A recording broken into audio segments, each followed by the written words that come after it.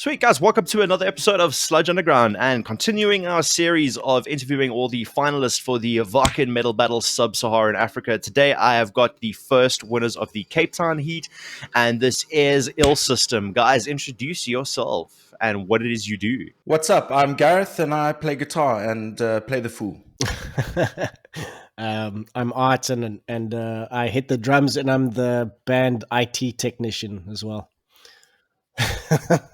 Every band has that, like, every member has that sub role, like they're dedicated, like a dude who does something else in the band. Yes, Yes, indeed. Like our bass player's clipboard cubic. Yeah, he's our admin bitch. And I do all the design stuff and the SPD stuff in the background when we're playing. So yeah, and Gareth, he's becoming the face of the band, whether he likes it or not. Yeah, I said so now. I decided. It's happening. Okay. It is what it is.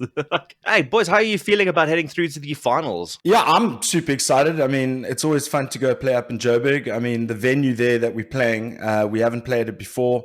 It's actually been a while since, I don't even know if the band's been to Joburg recently. But yeah, super excited. There's a hell of a lineup. I mean, still lots of bands to be added, but couldn't be more excited. I see some bands already throwing shots at each other, and we'll get involved sooner than you think. Really? I didn't notice any. I've seen some stuff. We're coming. The main online beef is between Nine Refrain and Walk These Skies. iDubbbz played guitar, and I'm glad to see him and Keem Star squashed beef. Yes, The As My Fade boys are too friendly to be mean to anyone. They're just the most wholesome dudes. So it's like, please bring us your nicest biltong. Yeah, I recently met them, and they're a great bunch of dudes. you guys have been a band for quite a bit of time. I was having a chat with Sash last night, and if I'm not mistaken, she mentioned that at some point, like a part of the band had immigrated out of the country and then had come back. Like, is that the case? Is that what happened? Yeah, man.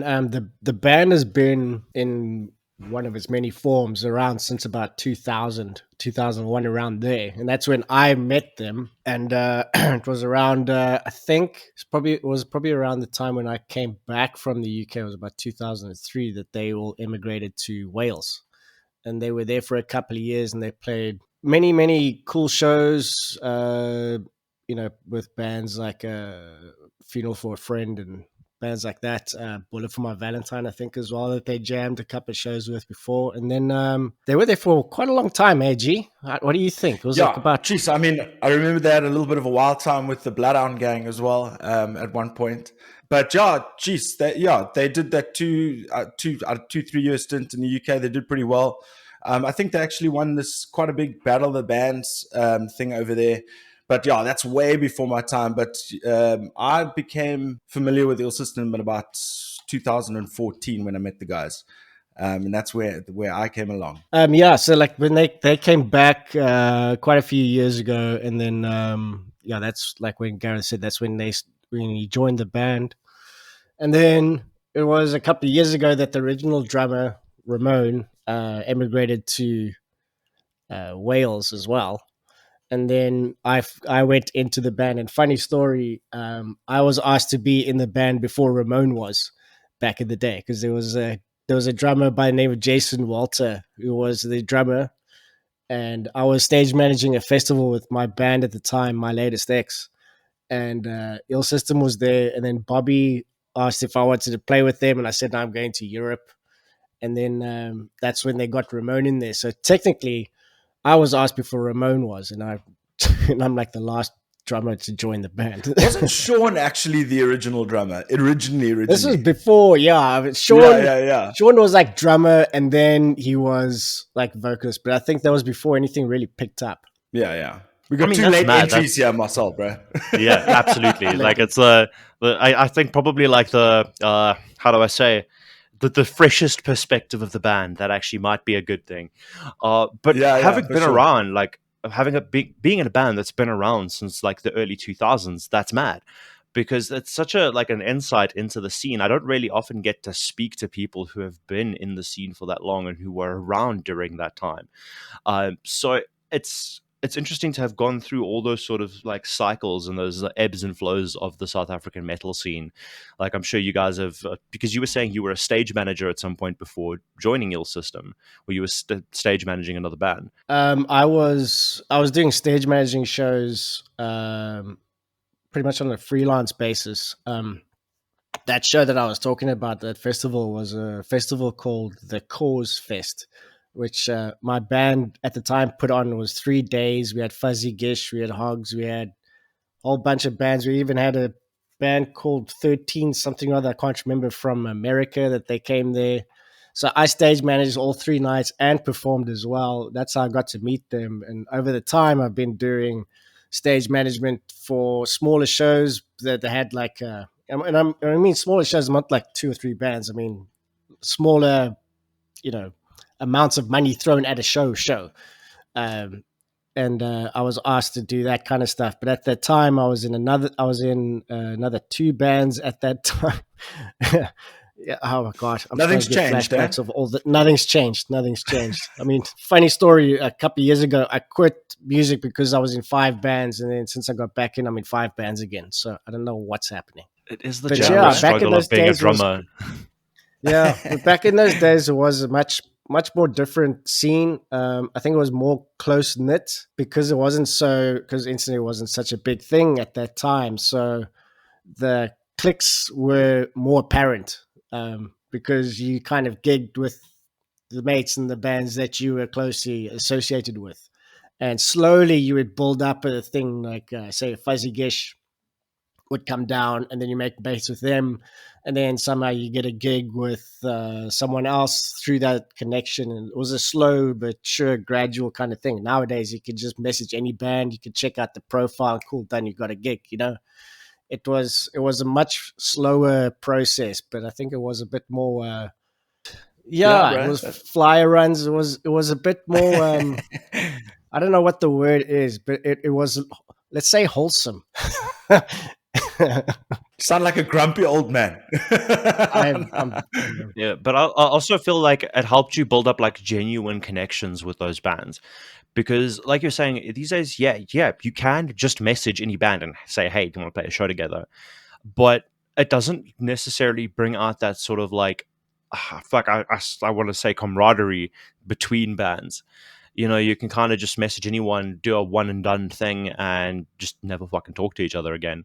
Whereas back in the day, like, it was essential to just keep talking to people.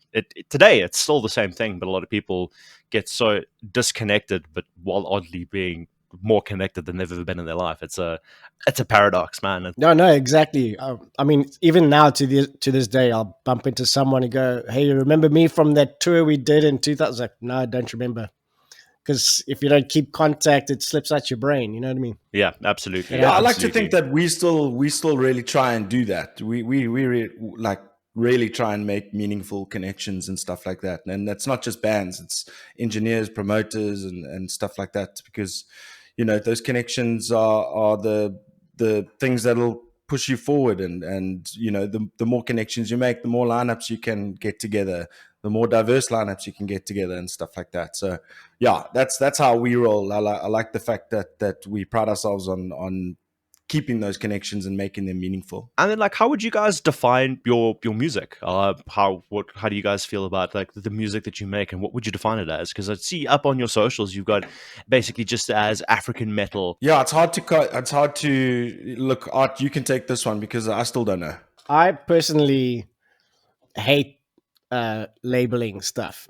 I'm very much anti-labelist, but we do have quite a unique sound, and it is granted very difficult to explain. But and it's not the case where every single song can be described by that label. So we've got some tunes which have got no ethnic influence in it at all, and we've got some songs which is like pretty much if you took a reggae song and you put it into a DAW and you added in a metal filter, then it would do its own thing. We got that. So I don't know. We've often been classified within the new metal side of things. We were around before El Nino was, so you can park all of those comments. And I didn't know that.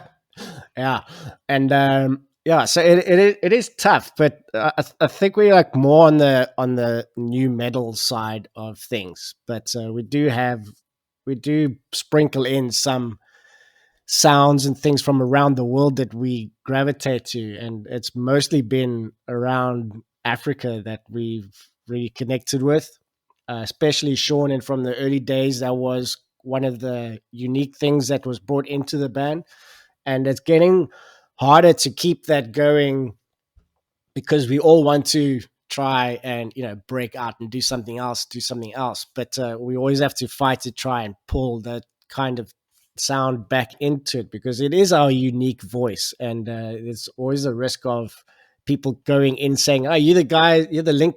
What did they say? The Linkin Park with Bongos. Linkin Park, Linkin Park with Bongos. Yeah, that's the Linkin Park with Bongos band, and then we don't do anything with the Bongos, and they get upset because it's not on brand with what they're expecting. So we are very difficult to give a label to, but I would say it's more on the new metal side. I would say. Jeez, I mean, what I've seen common throughout my tenure is Afro reggae metal. That was on our Facebook page for a while, I think.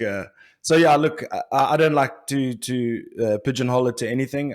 We've got elements of hip hop, we've got elements of metal, we've got elements of reggae. We've recently started introducing elements of drum and bass. We've actually got drum and bass remixes up on Spotify. We've got because what was the other one? Hip hop, rock, metal, drum and bass, and electronica, basically, or like dance music. A melting pot. I was actually going to ask about the Bongos because I was looking at it now and I see there's this like sick photo. I can't share it anywhere on this platform, but there's also a picture of you like with the Bongos, and this is a photo from 2022. And I was going to ask about that, but thanks for clarifying that. That's definitely sneak that photograph in there somewhere. Everybody forgets the djembe. It's bongos and the djembe, and the cool thing about the bongos and the djembe is that it becomes a permanent prop for Sean. He cannot keep himself off those things, and we've had many close calls with him coming a bit short. We actually had one at the finals when he ended up bailing off an amp. He didn't know that it was very steady. We got that on video, so we need to put that out. And the other time he got a concussion at on class before.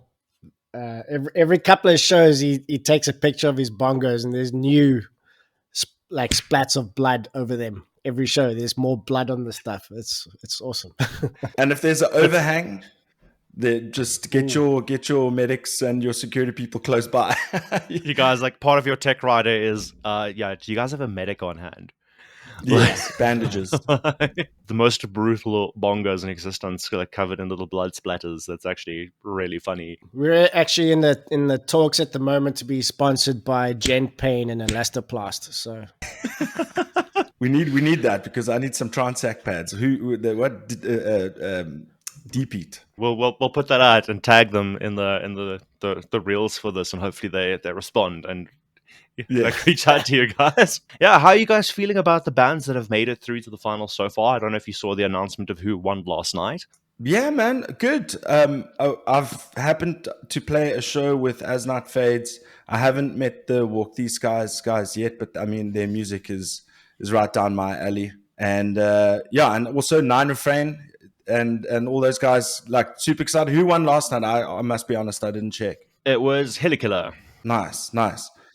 Look, I'm really just excited to go there, perform, put on the best show I possibly can, and also make these meaningful connections because we haven't been to Joburg in quite a while. We want to get up there. We want to play some shows. We want to get to KZN. We want to do a little PE stint and make those connections as well. So hopefully that they can come and we can host them in Cape Town and so on and so forth. So yeah, the main thing for me is go perform, do well, and meet some cool new people in the scene and branch out. I mean, just from the interaction between us and the bands that have won, it's all been very, very cool. It's like, can't wait to see you guys. Finally, we're going to be able to play with you guys, kind of thing. So it's all been, it's everyone seems to be very eager and keen just to get the show going, and it's nice that the attitude of we are going to win is not present, because I think that's what's making it fun. It's almost we're going to play a show in Joburg,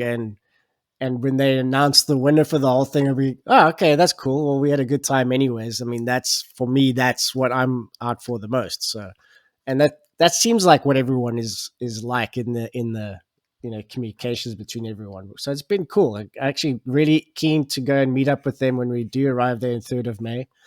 It's going to be cool. I have a couple of beers, have a few laughs, make some new friends, because it's always good and easy to make friends in Joburg as opposed to Cape Town. Yeah, I mean, like at the end of the day, everybody wants to win, but like at the same time, we don't. We're in a scene with all these people. We want to play shows with them going forward and stuff. And like it's a weird one for me personally, because at the same time, I want to play and make these connections and stuff, but you also want to do well. And so I don't want to lean too far either way. So you don't want to burn bridges, like, for a battle, it's especially. I'm willing to burn bridges, baby. Let's go. No. Walk these guys. Watch out. We coming for you. I'm just gonna take that entire fucking thing out of context and just do it. You have my full support. Like, how are you boys feeling about the Cape Town scene in general, like in terms of like the metal community and the alternative community in Cape Town, and how the scene is doing that side? What are your guys' thoughts on it? I honestly don't know. No, honestly, I don't know, because I'm very busy on the side anyways with other projects. So I don't get to go out to see many shows.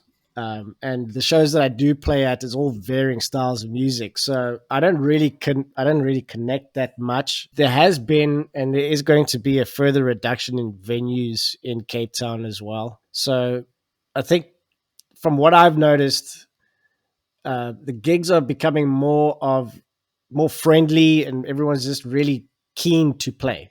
And that's the kind of attitude that I like, is that everyone's just wants to play and just have some fun. But as for the metal scene, I'm not that into it. I mean, I'm not even that into metal anymore these days. I think it all sounds too generic for me. They all do the same stuff. I mean, how many times can you do a breakdown in a song, and when is a breakdown heavier than the last breakdown? Are you taking shots at me? Absolutely, bro. Competition with your other.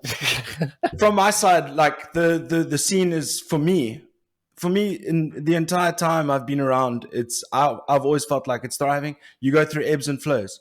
Think about when the COVID pandemic hit, everybody had to shut down. Some bands disappeared, some bands went on hiatus. But as soon as that ended, and you could see this energy of bands wanting to get back out there and do the thing. So, venues aside, bands are putting in the work. Like, we go to our rehearsal studio every Tuesday, every Thursday. We see bands coming in and out, putting in the graft. We see bands releasing music at a higher clip than we've ever seen. Shout out We Kill Cowboys. They are putting bands on notice with the content and the amount of music and shows and merch, and they really are like super impressive, like, with what they're doing. So big shout out to We Kill Cowboys. So like, everybody's pushing towards that goal of trying to get these shows going, and geez, I'm losing my train of thought, but at the end of the day, I think it's thriving, and there's so many good bands in Cape Town. They are loads. They make with what they have. Make do with what they have in terms of venues.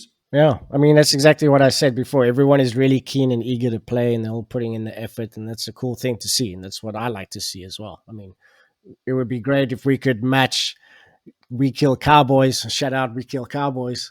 We'd match them with their social media game, but we ain't shit. And the way that how much music they're releasing. I mean, they release now and again, there's a new single. That's grafting. That was really funny. On the night of the heat, Alex and myself, we were both saying, like, you have to win. And she's like, no, you guys must win. I got my money on you. It's like, no, please, you guys must win. It's like we were like arguing against each other on who should win. That's funny, man. On that same note, like, shout out to We Kill Cowboys. I absolutely love them. I'd love to see them live this side as well. But on that same note, shout out to Mongrel Records for the amount of work they put in for any of the bands and underneath them.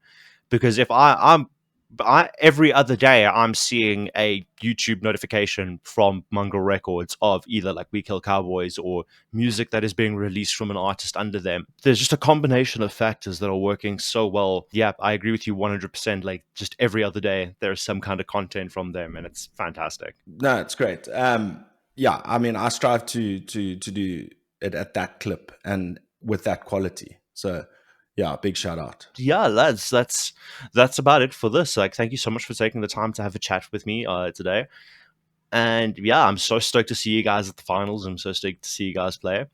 And yeah, but if you guys got any shout outs, where can people find your music? Where can people find you? Yeah, first of all, shout out to you guys, the work you guys have been doing. I've been following for a long time. Makes me miss the podcasting thing myself. But yeah, like seriously, guys, thank you for the work you do. I'm looking forward to meeting you guys in person at the finals. Shout out to the Varken Medal Battle Sub-Saharan Africa. Shout out to Sash and the team there. They're all doing a great job. You can find us at ill_system on Instagram, Facebook, ill system, and you can find me at my house in Cape Town. Please don't dox yourself. Any parting words from you, Art Boy? Thanks for having us, bro. It's been great. Thank you. Absolutely. On that bombshell, thank you boys so much. I hope you have a fantastic time, and I'm keen to see you in May.